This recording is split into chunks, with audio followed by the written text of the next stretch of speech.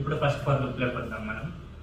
So first for loop ఇంట్ data type enter చేద్దాం. తర్వాత i ఈక్వల్ టు 0 నుంచి స్టార్ట్ అవుతుంది. ఇక్కడ నేను మెన్షన్ చేశాను సింపుల్గా మీకు అర్థం అవడానికి. ఇలా డ్రా చేసుకుంటే మీరు ఈజీగా లాజిక్ అనేది ఏ స్టార్ ప్రోగ్రామ్ కైనా బిల్డ్ చేయగలుగుతారు. i ఈక్వల్ టు 0 దగ్గర స్టార్ట్ అయింది. తర్వాత i లెస్ దాన్, ఇక్కడ సెమికోలన్ యాడ్ చేశాను. i less than or equal to ఎంతవరకు వెళ్ళింది? i 3 వరకు వెళ్ళింది. 0 నుంచి 3 వరకు. సో 0తో స్టార్ట్ అయింది, లెస్ దాన్ ఈక్వల్ టు 3 వరకు ఎండ్ అయింది. i అంటే రోస్ అనమాట. దిస్ వన్ ఇక్కడ మెన్షన్ చేశాను, i ఇక్కడ j అని మెన్షన్ చేశాను. 0, 1, 2, 3 అనేవి రోస్ అనమాట. అండ్ అలాగే i ఒక్కొక్కసారి ఒక్కొక్కటి ఇంక్రిమెంట్ అవ్వాలి. సో i ప్లస్ ప్లస్ ఇక్కడ ఇంక్రిమెంట్కి.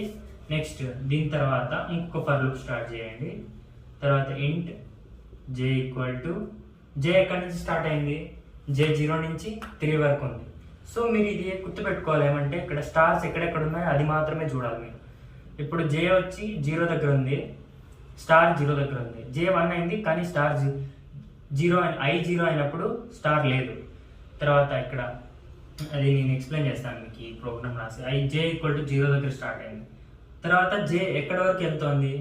ప్రజెంట్ ఇప్పుడు చూసినట్టయితే ఫస్ట్ రోలో j ఎంతవరకు వెళ్ళింది? 0 వరకు వెళ్ళింది.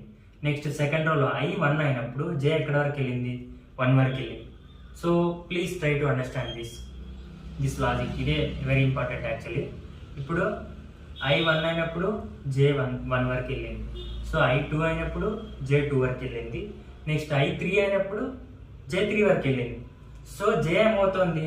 i కంటే లెస్ దాన్, i వచ్చేంత వరకు j వెళ్తుంది. సో i 0 అయినప్పుడు 0 వరకు, i 1 అయినప్పుడు 1 వరకు, i 2 అయినప్పుడు 2 వరకు, i 3 అయినప్పుడు 3 వరకు.